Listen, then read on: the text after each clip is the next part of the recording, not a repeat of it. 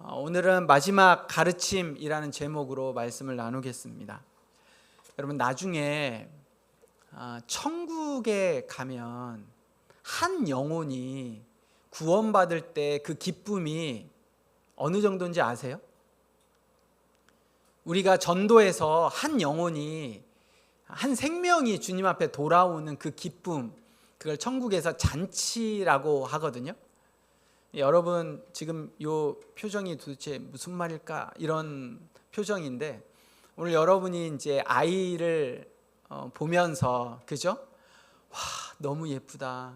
아주 찬양하다가 달려가고, 앉아있다가 달려가고, 어떻게 할 줄 몰라가지고 하는 그 마음이요, 천국에서 한 영혼이 주님 앞에 돌아올 때 천국에서 잔치가 벌어진다는 그 말씀과 똑같은 것 같아요. 그래서 정말 한 생명이 잉태되어져서 우리와 함께 한다는 것이 얼마나 큰 기쁨인지, 그게 우리 아이 쌍둥이이기도 하지만 한 영혼이 주님 앞에 돌아오는 그 기쁨이 하나님의 그 마음인 줄 믿습니다. 네, 그게 우리에게 같이 가져야 할 마음인 것 같아요.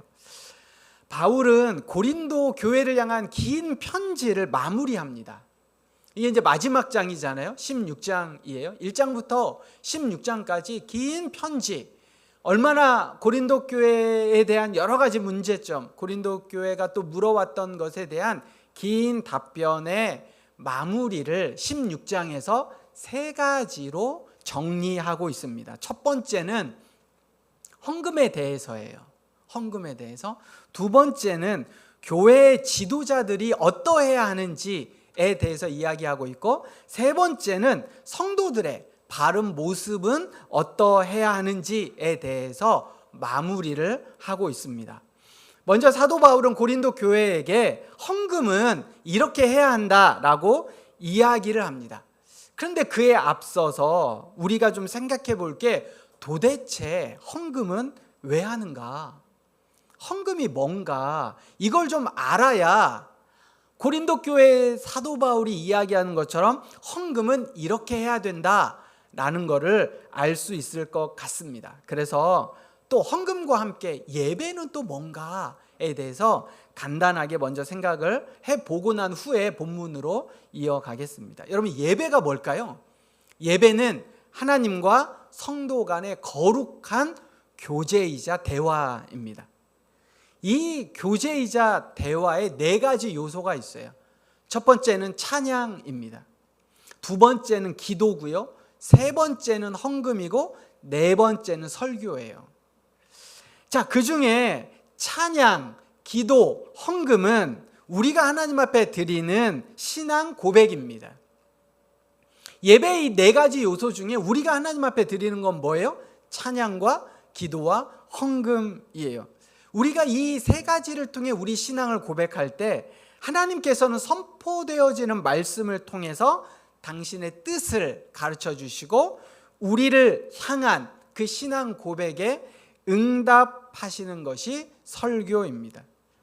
이 예배를 통한 신앙 고백의 참 핵심은 내 삶의 주인이 하나님 한 분이십니다라는 고백이에요.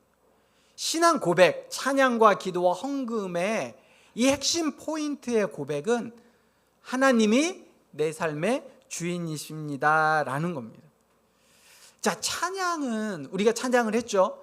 찬양은 가사를 음미하고 내가 입술로 하나님 앞에 드려질 때 내 마음이 진실되게 하나님 앞에 올려드리는 거예요. 그 가사를 통해서 하나님 앞에 내 고백, 내 신앙 고백이 함께 하나님 앞에 올려드리는 겁니다. 기도는요, 나의 의지, 나의 결심을 하나님 앞에 올려드리는 겁니다. 내가 어떻게 살아야 할 건가? 그 결단이에요. 결단의 신앙 고백이 하나님 앞에 올려드리는 거죠. 오늘은 우리 상원이가 우리 대표로 기도를 드렸습니다. 그 기도에 우리가 아멘이라고 화답하면 그 기도가 결국 나의 의지와 결심으로 하나님 앞에 올려드리는 거예요. 헌금은 어떤 신앙 고백일까요? 나의 소득, 나의 소유, 이것은 하나님이 나에게 주시는 것이다 라는 겁니다. 나의 것이 아니라 누구의 것이에요? 하나님의 것이에요. 나에게 잠깐 맡겨주신 나는 청직이다 라는 신앙 고백이 하나님 앞에 올려드리는 겁니다. 나의 감정과 마음이 찬양을 통해 하나님 앞에 올려드리고, 나의 의지와 미래와 결단이 기도를 통해 하나님 앞에 올려드리고, 나의 물질과 생명이 나의 것이 아니라 하나님의 것임을 고백하며 하나님 앞에 올려드리는 것, 이게 우리가 하나님 앞에 올려드린 신앙 고백입니다. 그렇기에 오늘 말씀 1절부터 4절까지 바울은 연보라고 기록되어져 있는, 해석되어져 있는 헌금의 바른 자세를 가르쳐 줍니다. 자, 첫 번째 16장 2절에 보니까 매주 첫날에 너희 각 사람이 수입에 따라 모아두어서 라고 되어져 있습니다. 매주 첫날은 언제일까요? 매주 첫날. 매주 첫날. 이게 주일이에요. 썬데이죠. 자, 그런데 오늘날은 우리가 주일이 쉽니다. 그런데 당시 로마 시대에는 쉬는 날이 있을까요? 쉬는 날이 없었어요. 일주일 내내 일했습니다. 언제 쉬었냐? 명절날, 축제날만 쉬었어요.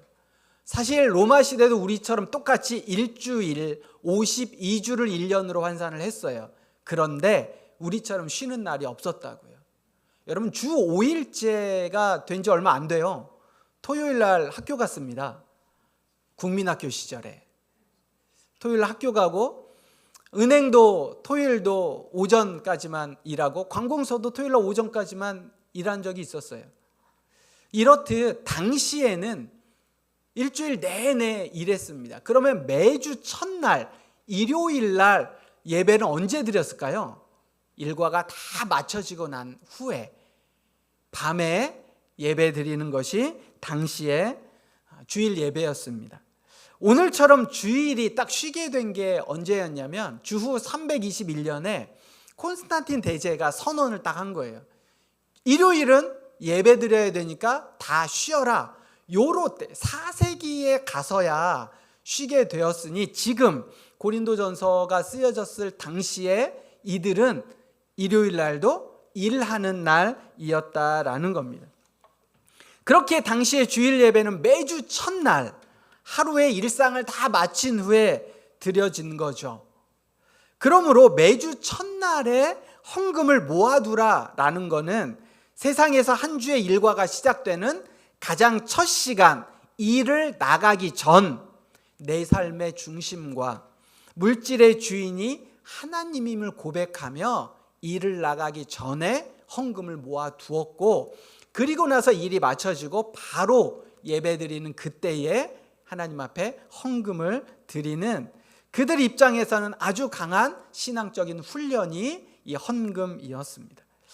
또 2절에 보면 너희 각 사람이 수입에 따라 라고 되어 있어요. 여러분, 하나님이 받으시는 헌금은 액수가 아닙니다. 마음의 중심이에요. 성도의 형편입니다. 많이 얻은 자는 많이 내고, 적게 얻은 자는 적게 내는 거예요. 그러나 인색함이나 억지로 함이 아니라 하나님의 것을 나에게 주신 것에 대한 감사의 분량을 하나님 앞에 드리는 것, 이것이 성경의 헌금의 원리입니다. 또 3절과 4절에 보면 헌금은 투명하고 공정하게 관리되어져야 한다라고 이야기합니다. 바울은 헌금을 운반하는 사람을 교회가 인정하는 사람으로 세우겠다라고 이야기를 합니다. 그리고 이 헌금이 쓰여지는 모든 과정이 공정하고 투명하게 되어져야 한다라는 것을 이야기를 하고 있습니다. 그래서 우리 교회는 매월 사용되어지는 수입에 대한 것을 교회 카페에다가 올리고 있습니다. 그리고 정리된 것도 전체 수입과 지출에 대한 부분들을 카페에 올려서 투명하게 관리하고 있습니다. 사람들에게 돈은 당시나 지금이나 너무나 중요합니다. 여러분, 제일 중요한 게 뭘까요? 자본주의 시대에 오늘 여러분들에게 정말 중요한 게 뭐예요? 돈이 없으면 유학 못 갑니다. 그죠? 돈이 없으면 결혼도 못 해요. 돈이 없으면 아무것도 못 해요. 제일 중요한 것 중에 하나예요. 그런데 성경은 돈 자체를 악하다고 하지 않아요. 성경이 돈을 악하다고 할까요? 아니요, 그렇지 않다고 얘기합니다. 물질이 복이 된다라고도 이야기해요. 근데 우리에게 뭐를 말씀하세요? 돈을 사랑하지 말라라고 강력하게 경고하고 있습니다. 성경이 돈을 사랑하는 것에 경계하는 그 성경적인 의미는, 첫 번째, 돈은요 단지 화폐의 영역을 넘어 인간의 마음을 사로잡는 아주 강력한 신앙적인 대상이 될 수 있다라고 경고합니다. 그래서 예수님께서 돈을 어떤 재물을 인격화시키셔서 이렇게 말씀하셨어요. 한 사람이 두 주인을 섬길 수 없나니 너희가 하나님과 재물을 겸하여 섬기지 못한다. 그러니까 그 재물이 하나님과 같은 인격적인 존재로 올라갈 수 있는 요소가 있다는 사실입니다. 그래서 돈을 사랑하게 되면, 돈이 내 삶의 중심이 되면, 주인이 되면 결국 하나님의 자리에 올라갈 수 있는 우상이 되기 때문에 경계하라라고 이야기를 합니다. 둘째로, 돈은요 인간을 파괴할 아주 강한 힘을 가지고 있습니다. 내 자신뿐만 아니라 가족들 안에. 여러분, 돈 때문에, 유산 때문에 가족 간에, 부자 간에, 부모 자식 간에, 형제 간에 얼마나 많은 다툼과 시기와 문제와 심지어 살인이 벌어지는 경우도 있다는 사실입니다. 그래서 바울은 이야기합니다. 돈을 사랑함이 일만하게 뿌리가 되나니 이것을 탐내는 자는 미혹을 받아 믿음에서 떠나 많은 근심으로 자기를 찔렀노라라고 이야기를 합니다. 그래서 성경이 말하는 돈, 성경이 말하는 물질과는 청지기 정신이에요. 나의 것이 아니라 나에게 잠깐 맡겨둔 것입니다. 그래서 돈이 내 하인이 되잖아요. 그러면 너무 편리하게 우리가 살 수 있는 도구가 되어지는 게 돈입니다. 그런데 돈이 나의 주인이 되어지면 그때부터 하나님의 형상인 내 자신을 파괴하고 잔인한 도구로 사용되어질 수도 있다라는 사실을 여러분 기억하셔야 돼요. 돈이 매우 중요하지만, 돈이 너무 좋은 거지만 내 마음의 왕자, 내 삶의 주인이 되지 않도록 철저하게 다스리는 것, 그 실제가 사실은 헌금 생활이에요. 나에게 많은 것을 하나님이 요구하시는 게 아닙니다. 정직한 것을 요구하시는 거예요. 자, 바울의 이 마지막 가르침의 두 번째는 교회 안에 지도자들의 바른 역할에 대한 이야기가 5절부터 12절까지 나옵니다. 바울이 6절에 보면 이렇게 이야기합니다. 혹 너희와 함께 머물며 겨울을 지낼 듯도 하니. 또 7절에 보니까 주께서 허락하시면 얼마 동안 너희와 함께 머물기를 바랍니다 라고 이야기를 합니다. 교회에 어떤 사람이 바른 지도자일까요? 단순히 어떤 설교를 잘하거나 성경적인 지식이 높거나 어떤 봉사나 일을 잘하는 사람이 성경이 이야기하는 바른 지도자가 아닙니다. 성경이 이야기하는, 오늘 말씀에 특별히 사도 바울이 이야기하는 바른 지도자는요, 성도의 삶에 들어가서 함께 슬픔과 기쁨을 나누고 함께 마음을 나누고 함께 할 수 있는 영적인 아버지와 같은 역할을 하는 것이 지도자라고 이야기를 합니다. 여러분, 우리 주변에 똑똑하고 유능한 아버지들 많습니다. 돈을 잘 버는 아버지들도 많습니다. 세상에서 잘 나가는 아버지들도 많습니다. 그런데 진짜 좋은 아버지는 가족과 시간을 보내는 아버지예요. 마음을 함께 나누는 아버지가 제일 좋은 아버지입니다. 교회 지도자도 마찬가지입니다. 돈이 많은 사람이 교회에서 장로를 해야 될까요? 아니면 세상적으로 유능한 사람이 교회 지도자가 되어야 할까요? 세상에서 성공한 사람이 교회 지도자가 되어야 할까요? 아닙니다. 누가 지도자가 되어야 하냐? 성도를 가장 사랑하는 사람이에요. 가장 아끼는 사람입니다. 어떤 일이 있어도 가장 먼저 달려올 수 있는 사람이어야 해요. 시간을 함께 보낼 수 있는 사람, 마음을 함께 나눌 수 있는 사람, 따뜻한 사람, 이 사람이 목사가 되어야 하고 교회의 지도자가 되어야 합니다. 저부터, 그리고 우리 목장의 목자들이 그런 사람이 되어야 한다고 사도 바울은 이야기를 합니다. 우리 목자들은 매주 목장에서 식사로 섬기는 일 너무 훌륭하고 중요하고 대단한 겁니다. 사랑의 마음으로 섬기고 계십니다. 그런데 그 일로 끝나서는 안 되고요. 어떻게든지 함께 시간을 보낼 수 있어야 합니다. 마음을 나눌 수 있어야 합니다. 나의 시간과 마음을 목원들을 위해 내놓을 수 있는 것, 거리를 넘어 마음이 함께 나누어지는 것, 그것이 바울이 우리에게 가르쳐준 지도자의 바른 모습입니다. 또한 8절에서 9절에 보니까 우리 8절과 9절은 같이 한번 읽어볼까요? 16장 8절에서 9절입니다. 내가 오순절까지 에베소에 머물려 함은 내게 광대하고 유효한 문이 열렸으나 대적하는 자가 많음이라. 자, 이걸 세번역 성경으로 9절을 제가 읽어보면 이렇습니다.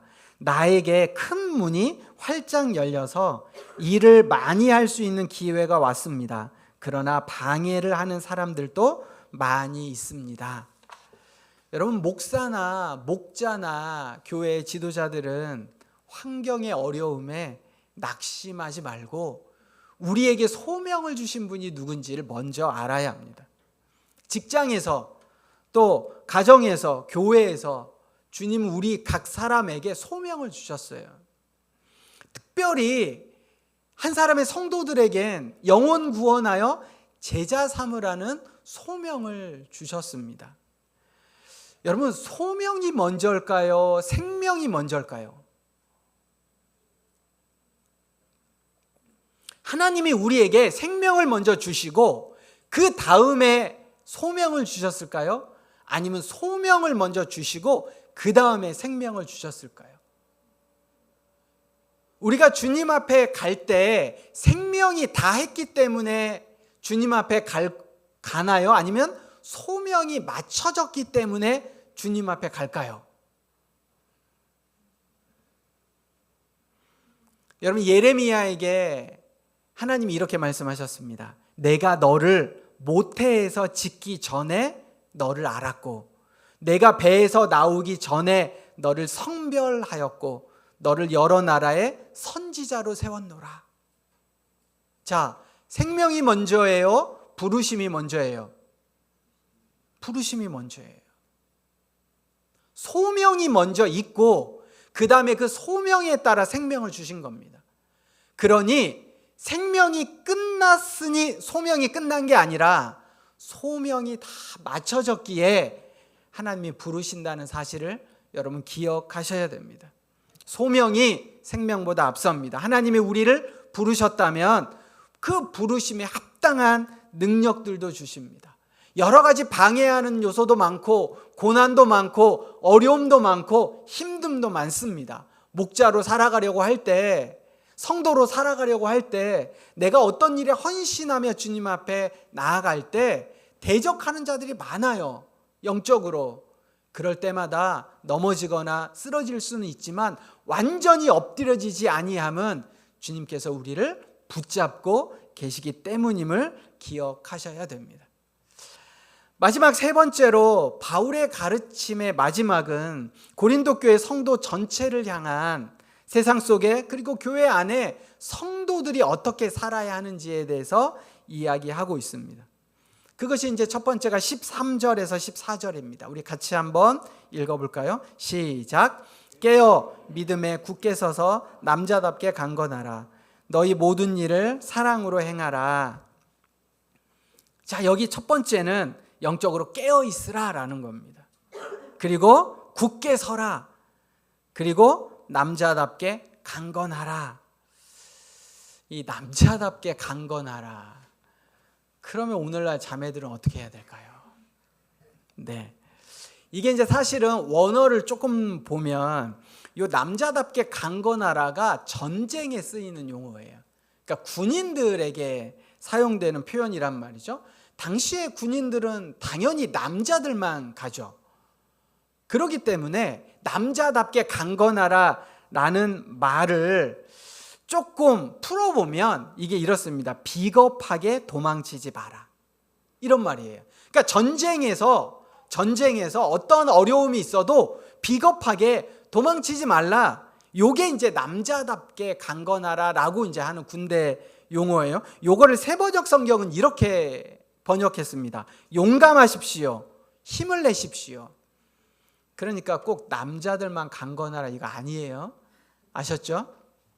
우리가 영적 싸움을 싸우고 있습니다. 모든 성도들은 영적 싸움을 싸우고 있는 거예요. 교회는 전투하는 공동체입니다. 전투하는 공동체. 성도들은요. 여러분 전투하는 성도들이에요. 우리의 삶이 월요일부터 토요일까지 때로는 주일날도 마찬가지죠. 와야 될 건가 말아야 될 건가. 이제 우리 명주랑 수정이가 이 두 아이를 데리고 어떻게 올 건가. 두 아이를 데리고 이 전쟁이라고요. 전쟁. 영적 전쟁이에요. 이럴 때 이야기를 합니다. 깨어 있으라. 믿음에 굳게 서라. 용기를 내라. 용감하게 행동하라. 세상의 성공 앞에서, 그죠? 돈을 사랑하고픈 마음 앞에서, 세상의 인정 앞에서 네가 제일 중요해. 네가 하고 싶은 대로 해.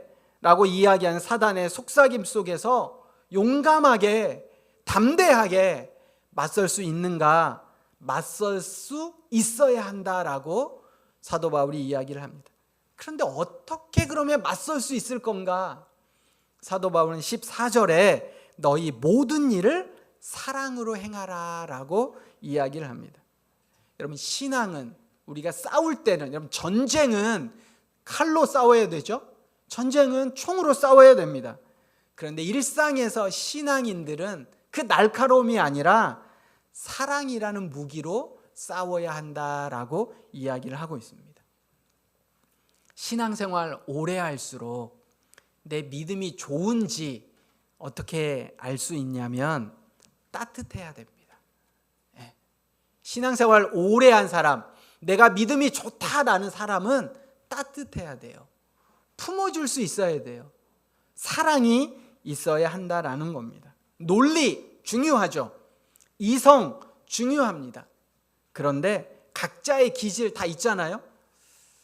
T 성향이 많은 사람들도 있고 뭐 J도 있고 뭐 E도 있고 다 각자 맞는 기질들이 있어요. 그런데 중요한 건 따뜻해야 돼요. 품어줄 수 있어야 한다라는 겁니다. 여러분 뉴욕에 존 F 케네디 공항이 있어요. 그런데 이 존 F 케네디 공항이 개항하기 전에 뉴욕의 관문으로 쓰였던 공항 이름이 라과디아 공항입니다. 그래서 뉴욕의 존 F 케네디 공항이 우리로 이야기하면 인천 공항이라면 이 라과디아 공항은 김포공항하고 비슷한 거예요. 이게 국내선이 운항되는 공항입니다. 근데 이 라과디아 공항은 이 라과디아라는 사람의 이름을 따서 공항의 이름을 지었습니다. 올해 초에 이 라과디아 공항에서 에어 캐나다 비행기하고 소방차하고 부딪히는 일이 있어서 우리나라 신문과 방송에도 굉장히 회자되어졌던 그런 공항이기도 합니다. 자, 그런데 이 라과디아라는 사람이 판사로 재직할 때 일화가 유명합니다. 어느 겨울 한 노인이 절도죄로 잡혀왔습니다. 나흘을 굶고 식료품 가게에 들어가 빵을 훔친 죄 때문이었습니다. 빵값은 $10 정도였는데 그 노인을 신문한 라과디아 판사는 그에게 $10의 벌금을 선고했습니다. 그런데 그 노인은 그것을 낼 돈이 없었습니다. 그러자 라과디아 판사가 다시 평결을 내렸습니다. 이 노인이 이렇게 어려운 삶을 살게 된 데에는 이 비정한 도시에 사는 우리가 가난한 사람을 돌보지 않는 죄가 있습니다. 그래서 저는 먼저 이 잘못에 대해 나 자신에게 벌금 $10를 선고합니다. 그리고 이 법정에 온 모든 참석자들도 함께 잘못을 저질렀으므로 각기 5센트의 벌금을 선고합니다. 그리고는 모자를 돌렸습니다. 누구도 군말 없이 벌금을 내었고 헤아려 보니 모인 돈이 $57 50센트였습니다. 라과디아 판사는 모인 돈에서 $10를 벌금으로 납부하고 나머지를 그 노인에게 주었습니다. 그는 후에 뉴욕 시장을 3번이나 연임하고 퇴임했고 그를 기려 뉴욕 공항에 그의 이름을 따 라과디아 공항이라 명명했습니다. 가장 냉철하게 법을 집행하는 자리에서 그는 법을 냉철하게 선고했습니다. 그런데 그 후에 가장 따뜻한 사랑의 판결을 또 내린 사람이 라과디아 판사였습니다. 여러분, 우리 안에 주님의 사랑이 있습니다. 내가 어떻게 그들을 사랑으로 대할 수 있을까? 나에게는 없지만 우리에겐 주님의 따뜻한 사랑이 있습니다. 그 사랑이 어떻게든 흘러가야 합니다. 세상에 주변에 사랑이 많은 사람이다라고 인정받기를 소망합니다. 똑똑해. 이 사람 정말 똑똑해. 유능해. 이런 사람보다 이 사람 참 사랑이 많다. 정이 많다라는 사람이 되기를 바랍니다. 똑똑하고 바른 말인데 왠지 듣고 있으면 기분 나빠. 이 사람 말은 다 맞아. 근데 왠지 들으면 별로 이렇게 썩 좋아 보이진 않아. 이런 사람이 되지 않기를 바랍니다. 사랑의 마음으로 어떨 때는 남들보다 하나 더 하고, 사랑의 마음으로 어떨 때는 남들보다 하나 덜한 마음, 조금 손해보려는 마음, 조금 품어주려는 마음, 이게 주님의 마음입니다. 바울이 말하는 성도들의 또 다른 삶의 모습은 15절에서 18절에 보면 교회의 헌신자들을 인정하고 순종하는 마음이다라고 이야기를 합니다. 스데바나의 집안처럼 성도들을 섬기기로 작정한 이들과 또 함께 수고한 자들에게 순종하라라고 바울은 권면합니다. 여러분, 성도들은 교회 안에서 묵묵하게 헌신하는 사람들이 있습니다. 내 주변에도 보면 참 묵묵하게 헌신하는 사람, 오른손이 한 일 왼손이 모르게 하는 사람, 그런 영적인 리더십들, 권위들을 인정하고 그들과 함께 기쁨을 나누라라고 이야기를 합니다. 여러분, 사람은 모두가 완전하지 못해요. 지도자들일지라도 완전하지 못합니다. 어떤 사람도 완전하지 못해. 이럴 때 그의 부족함을 채워주고 함께 위로해주는 위로자가 너무너무나 필요하고 중요하다라고 사도 바울이 이야기를 합니다.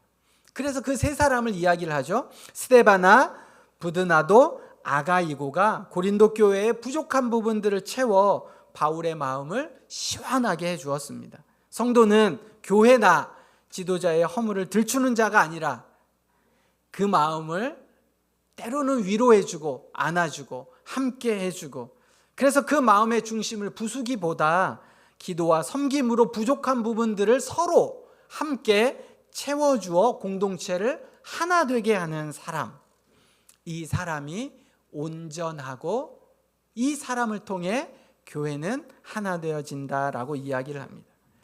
말씀을 정리합니다. 이번 주로 2달간에 걸친 고린도 전서가 마무리가 되어졌습니다. 여러분, 고린도 교회는요, 성경 안에 보기 드물게 수많은 문제점들을 가지고 있는 교회였습니다. 그런데 그 교회의 문제가 오늘날 우리 모두에게도 있다라는 겁니다. 파당, 음행, 은사, 남용, 여러 가지 문제점. 그런데 이 문제점들을 하나하나 설명을 하고 난 이후에 16장 마지막에 가르침에서는 하나님을 향한 바른 물질관, 성도들을 향한 지도자의 사랑과 수고와 헌신, 그리고 교회를 세워가는 성도들의 인격과 성숙함이 어떠해야 하는지를 이야기해 주고 있습니다. 사랑하는 성도 여러분, 교회는 그리스도의 몸입니다. 몸에는 여러 가지 지체들이 나누어 있습니다. 몸을 온전케 하는 일에 혼자 할 수 없습니다. 함께 세워가야 합니다. 그런데 교회만이 아니에요. 여러분이 일주일 동안 사는 세상, 직장, 가정 마찬가지입니다. 사도 바울이 교회에만 이야기하지 않았어요. 교회에서만 하나 되고 섬기라 라고 이야기하지 않았습니다. 어찌 되었든 여러분의 가정에서, 직장에서, 일터에서, 사회에서 마찬가지로 그리스도의 몸을 세워가야 하는 것이 성도들의 바른 삶입니다. 교회에서만 지도자가 아니에요. 교회에서만 목자고 교회에서만 목사가 아닙니다. 내가 처해 있는 곳 어디에서든 하나님이 우리에게 부어주신 사랑으로 섬길 수 있으셔야 합니다.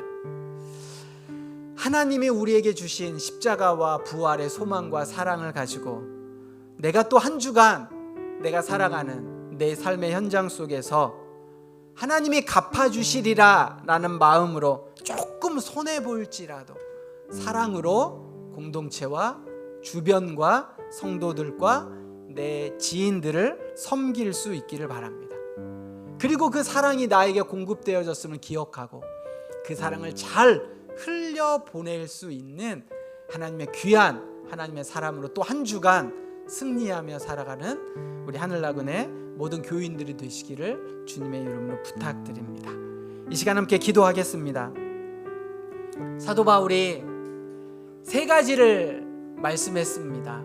바른 물질관은 어떠해야 하는지, 바른 지도자의 삶은 어떠해야 하는지, 그리고 모든 성도의 삶은 어떠해야 하는지, 이것을 교회를 넘어 우리의 일상의 삶에서도 그리스도인답게 성도답게 주님이 우리에게 부어주신 사랑을 흘려보낼 수 있는, 조금 손해볼 수 있는, 조금 더 내가 남들보다 품을 수 있는, 그리고 그 마음을 주님께서 우리에게 허락해 주시기를, 그래서 생명보다 소명 그 부르심에 합당하게 우리가 이 땅에서 비록 나그네이지만 그러나 주님 되신 주님 붙잡고 살아가는 일상의 삶이 될 수 있도록 함께 결단하며 또 한 주간을 기대하며 기도하도록 하겠습니다.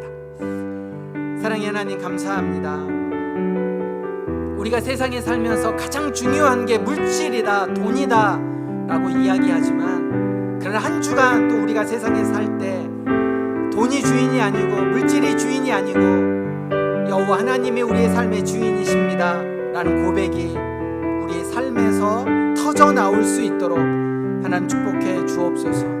또한 바른 리더로서 하나님 회사에 또 일터의 직장에서 내가 지도자의 역할들을 할, 때로는 중간 관리자이기도 하고 때로는 상사이기도 하고 나의 도움이 필요한 사람들이 있을 터인데 그들에게 사랑을 흘려보낼 수 있는 하나님 믿음의 사람들 될 수 있도록 도와주옵소서. 또 교회 안에서 그 사랑함이 잘 채워져 갈 수 있도록 도와주셔서 교회 안에서 받은 은혜를 세상에서 흘려보낼 수 있는 하나님의 사람들이 될 수 있도록 축복해 주옵소서.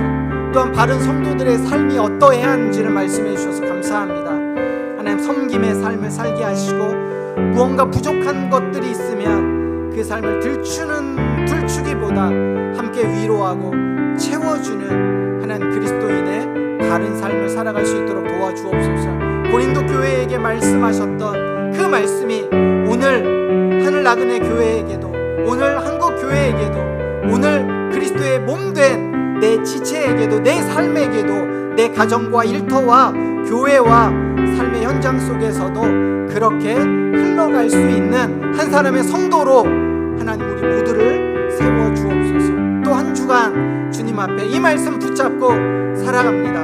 하나님 힘 주시고 은혜 주셔서 넉넉하게 승리하며 살아가는 귀한 성도들 모두가 될 수 있도록 축복해 주옵소서.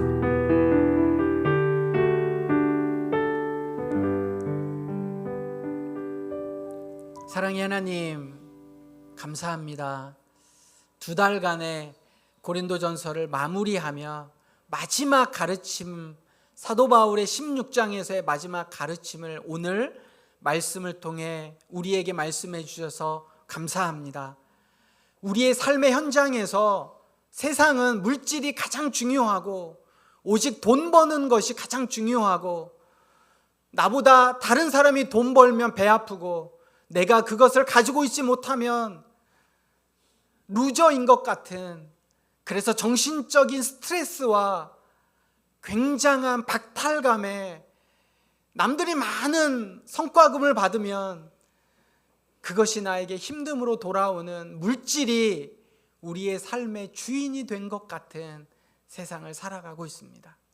그런 하나님이 우리에게 맡겨주신 그 물질, 주신 것에 감사하며 살게 하시고 비교하지 않게 하여 주시고 하나님 자족하는 마음들을 가질 수 있도록 도와주옵소서.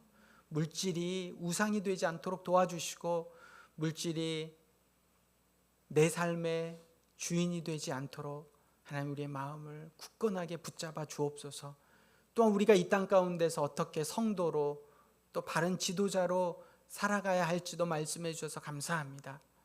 교회를 넘어 세상 앞에 하나님 기도하며 하나님이 우리에게 소명 주셨는데 어떠한 방해와 어려움이 있을지라도 하나님 영적 싸움을 싸워가며 담대하며 용기를 가지라라고 말씀하셨던 사도 바울의 말씀처럼 또 한 주간 우리가 세상 속에서 영적 싸움을 담대하게 싸워가며 승리하며 때로는 패배할지라도 다시 주님 붙잡고 기도와 거룩함으로 나아갈 수 있는 사랑하는 성도들 모두가 될 수 있도록 축복해 주옵소서.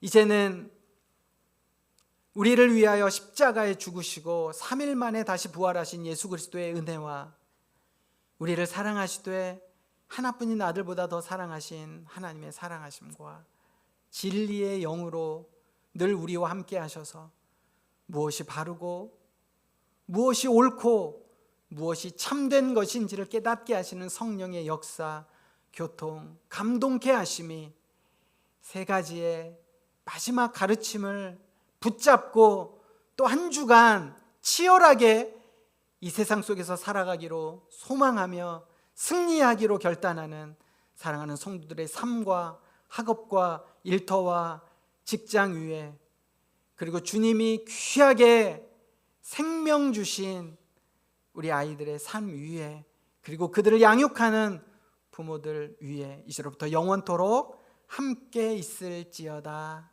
아멘.